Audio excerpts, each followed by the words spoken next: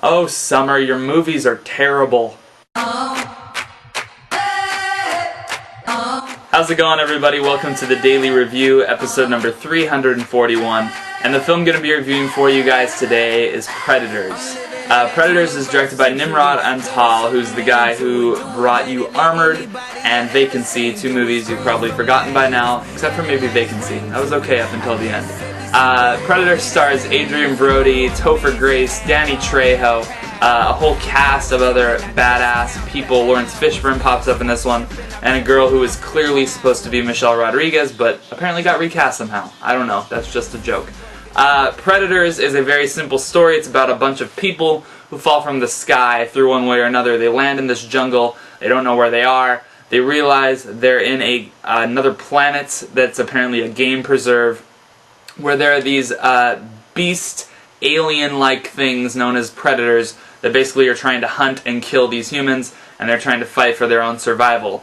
Predators is not that great of a film. It's a pretty disappointing little movie for me, and I will say that I am not necessarily a huge fan of the original. I've seen the original, and I like the original quite a bit. That's the extent of my love for the original Predator.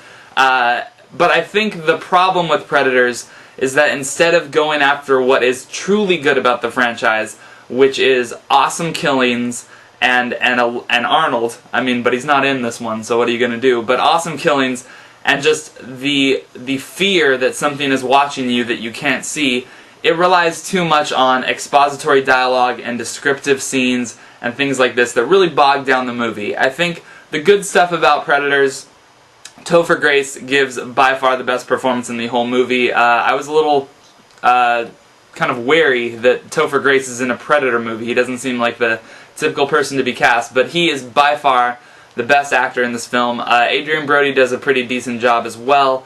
And the first half hour to this film, I think, really sets up everything very nicely. And I think it's almost like the tension of not knowing what they look like or where these predators are is almost more satisfying than actually finding out what they do look like and what's going on.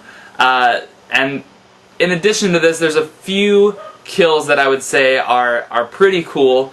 There's a spinal rip scene where somebody just rips out a spinal cord from somebody that's pretty awesome. And a few other stuff here and there, but nothing too amazing.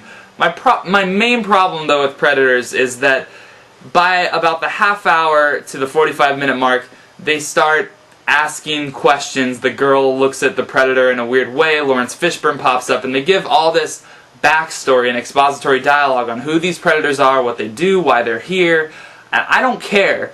I think the point of any type of Predator movie nowadays, I mean, the original was made in 1987, and if people are going to see this one, you've either seen the original or you know what it's about, and I don't need backstory telling me who these creatures are, what happened before on this planet, why Lawrence Fishburne has gone crazy, what needs to be done.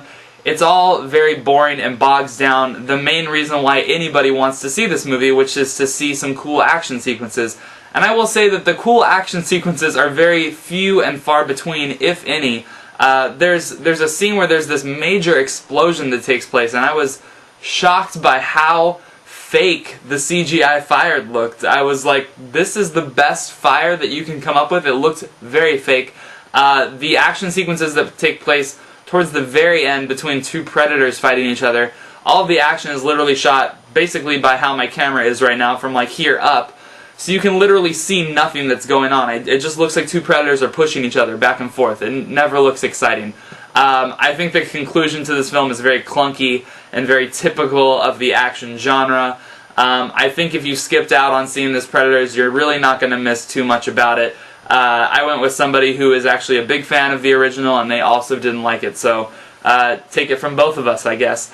I give Predators a very strong, soft, I don't know what you're going to call it, but I give it a 2 out of 5. It's pretty disappointing, and it's really not that fantastic of an action movie. I was very bored by kind of all of it. Anyway, thank you guys very much for watching, and I'll be back tomorrow with another one for you.